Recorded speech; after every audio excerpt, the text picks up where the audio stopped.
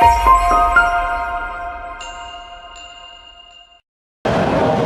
and welcome to BTC 24 in Honolulu. Joining me now is Andrew Schaap, CEO of Online Data Centers. And Andrew, it's always a pleasure seeing you. This has become our yearly fixture now, almost 3 years running. How are you finding the conference so far? What's been like a highlight in terms of topics for you? Something that you didn't know about? Yeah, I think first and foremost, it's always good to reconnect with people in the industry, clients, obviously, but this year has been a fantastic evolution where there's a lot more equity sponsors here. So with most of the competitors being private equity backed by large infrastructure funds, they've all descended on the island, which is great to see them and participate with them and get to spend time with a lot of those big capital partners that really feed the growth engine of the data center sector. Sitting on the island, it's almost like a movie, and this is a movie, and a good one, hopefully with a happy ending as well. Absolutely. But speaking of equity, so the infrastructure, the infrastructure financing of digital infrastructure has changed a lot. Last year there was a lot of conversation about interest rates. There's still an ongoing conversation. There's structures that are changing. What are the financial challenges that you see in the market today, and how is Align navigating those? Because you've had quite a positive year when it comes to cash. Yeah, I mean that's great. That's a great question. Clearly, interest rates. Everybody's seeing the interest rate escalations that's happened over the last year. We're starting to see some relief or some signs of relief from the Fed, and so I think that'll be good for everyone. Quite frankly, the way Aligned has weathered through it is we've taken a pretty conservative approach to our underwriting, both on debt and equity and how we look at funding the business. And so, although interest rates are higher, they're still well within the kind of parameters of what we've done for our business model and what we've planned for the overall business. So, with that said, we're weathering it just fine. I think there's also a flight towards quality. Both debt and equity generally migrate towards quality platforms, quality operators, good performance, good clients, good deal structures within those transactions. And again, I think we've been a little bit conservative or thoughtful on the way we've structured those transactions, and that's been well received by both our debt and equity partners. Interesting. And is it easy to go out there to get capital and then keep your strategy of innovation? So how do you keep innovating with all those different changes that you have to adapt constantly? Yeah, exactly. Innovation is part of the business. Obviously, there's some elements of the business, and I like to say the plug hasn't really changed in 100 years, and a lot of folks don't see it changing in the next 100 years, right? Electricity and the way electricity moves. So a lot of innovation is happening on reduction of kind of resiliency or moving of the topology of where the UPSs sit, transformers sit, and things like that to get better PUEs for the clients. Where most of the innovation is done on the Align side is candidly our mechanical plant. Our mechanical plant, back in 2015, we really created something innovative and new in the way it rejected heat out of the data center and our ability to scale in place. And just within the last month, we announced another patented technology that we're doing called Delta Flow, which is water to the chip, immersion cooling, the ability to like do cold plate, and really it's kind of the way we think about it is kind of a utility plug where it can like whatever the client wants to plug into, however they want to cool their chips. The Delta Flow has that kind of capability to kind of like do that on the fly, and then it still sticks with our core theme of expand on demand. Lots of people in the industry use the concept of future-proofing. I think it's a little bit overused, and so what we did is we coined expand on demand, and so we have the ability within our buildings to kind of really modularly flex up the densities over time with our clients, and that creates quite a competitive moat for us that our clients really kind of gravitate towards and like the fact that they've got flexibility into the future. I'm glad that the word utility is starting to get used in this industry in a slightly different way. But I think Delta Flow also falls more into the topic of AI, which is a huge conversation in the industry. So how does Delta Flow kind of fit into the AI boom that we're seeing? And how has the AI changed the strategy for Align? We've seen a lot of people going back to the drawing board and just re-preparing, just redesigning facilities. The architecture of the data center is changing.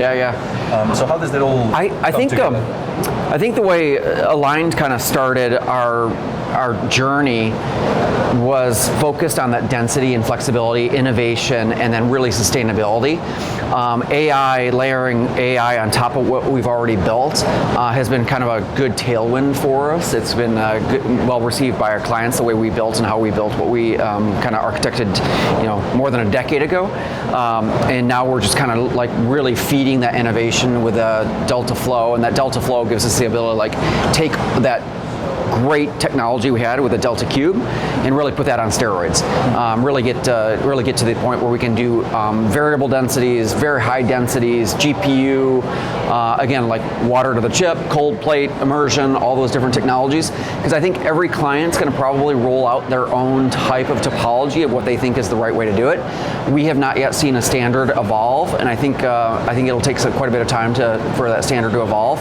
And even if a standard does evolve, we're probably going to still see enterprises do it different than hyperscalers.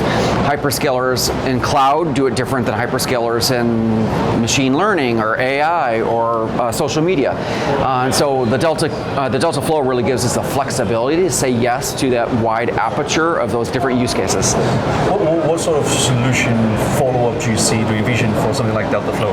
What's going to be the next thing? Or is it too early to talk about it? I'd love to tell you, but you don't have a non-disclosure agreement signed with us. I don't sign any. Yeah, look, we one of the things that Aligned really focuses on, and I won't give any specifics, but we really do focus on what's next, what's coming next, and try and keep those things on the drawing board and like moving those things through our development cycles, so that when clients do have those unique questions or unique asks or whatever, we have a solution for them. So we are starting to deploy some other solutions that we have not marketed, we haven't put out press releases on, we haven't talked about yet, but we're talking to our end customers about specifically on like kind of what's next, the future proofing that's required, and the kind of expand on demand that's required for what they're trying to accomplish. Yeah, but nothing ready for prime time or press releases yet. No, nothing for next week. But I mean, that all kind of ties into my next question, which is also the big topic around here: sustainability, access to power, energy. So how does Delta Flow go into it, and what other broader challenges are you seeing within sustainability, energy, within powering facilities? And that second side of the question doesn't necessarily need to be exclusive to Align. Sure. It's an industry-wide thing. Yeah, I think everybody has now fully wrapped their arms around the goal of being as sustainable as possible, both in construction but in ongoing operations. Because a lot of folks had just primarily focused on PUE or WE in the years past, and now there's a little bit more focus on what kind of materials are you using? Are you sourcing locally? What's your drive time for trucks and things like that to get to your site? Because all those, Scope 3, Scope 2, and Scope 1 emissions, I think people are really starting to think about those. We have a dedicated team inside of our organization. I call it the sustainability czar, really, and she's an incredibly talented individual who really understands it, has a master's degree in sustainability and the innovation around it, to really help us, again, not only think about what our clients are thinking about, because that's what they want, but also like our equity sponsors, our debt sponsors, and quite frankly, like us as human beings on this earth, we want to be good stewards of it. We want to be good neighbors to yeah, we've only got one, and we want to be good neighbors to the environments that we, the regional jurisdictions that we serve, whether we're in Virginia, Salt Lake City, Phoenix, Bogota, Colombia, Canada. We want to be good neighbors, and part of being a good neighbor is obviously doing a great job running a great business that's durable for the long term. But it's also like, let's be thoughtful about how can we be the best neighbors to those smaller markets and those smaller geographies that we serve as well. I think a follow-up question, maybe a bit of a sideline question, would be how to then get the message of sustainability out to the wider community, because we've seen data centers facing a bit of backlash from local communities. We've seen, especially in Europe, but also we're starting to see it a lot in the US. How do we take that? So everything you just said that the industry does, and the industry actually does do a lot, we're just not very good at telling the story. So how do we do that? What's Align doing to also help share the story? Yeah, my personal belief is that it's a two-pronged approach, and this is the way we do it at Aligned. We are part of all the community groups, Data Center Coalition being the big one that a lot of people know about. We're very active in that, funding it, participating in that, and that's done with hyperscalers, competitors of ours. Lots of folks are involved in that, and that's what I'd call a good. It's a good thing for us to do as part of the data center community, to participate in and fund and ensure that message is getting out there in a more demonstrable way. The second prong is really what we're doing internally and externally. We have a dedicated person inside of our organization who is that person who talks to the local jurisdictions, who kind of helps educate on what a data center is, what's required to run a tier, a world-class data center for hyperscalers, for cloud, for for AI, machine learning, autonomous driving, federal deployments, and that's really important to do. In addition to what we're doing in the ground and how we build and how we operate, but it's really the educational side, because ultimately our society has become so digitized. The fact that my refrigerator talks to the internet and my car talks to the internet on an ongoing basis, and my home security system, I can check it out while I'm here. While I'm here in Hawaii, I can. It's becoming real. Everything's becoming, digitized much more to a higher degree. So I think that when government officials, local jurisdictions, municipalities make the connection between what digital infrastructure does for our lives and what's needed to stand up a world-class data center to make sure that we have always-on facilities and facilities that run at 100% uptime and reliability for all these services that we now rely on. We're really taking a two-pronged approach. One through community government groups and things like that we're involved in, but then also we have dedicated folks inside of our organization that do that kind of hand-holding and training and education with all those influencers in local governments. It's interesting that there's a specific team for it now as well. Are we seeing operators doing that, and that's a good thing for the industry? Yeah, I think it's long overdue. I think a lot of folks have historically said that's either our clients' problems or these are the things that pass it on. And now I think it's just come to the point where it's actually, again, going back to my regional thesis, which is if you actually want to be good neighbors in the communities you serve and be a good partner to your clients and be a good partner with local jurisdictions, municipalities, governments, you got to go the extra mile. You've got to be thoughtful. And again, I look at that and I go, that's something that we do as a durability component, so that Aligned is here for the next 20, 30, 40, 50 years as a world-class platform. I need touch with reality. That's not important part. But my favorite part of every conversation is pins on maps. So locations, geographies. Let's start with the ones that you've got now. So you're present in US, Canada, Mexico, Colombia, Brazil, and I don't think I missed anything else. Chile. What's the expansion plan for the current locations? What are you doing? What capital are you allocating? So share numbers. Sure. As much share numbers. Share numbers. Certainly.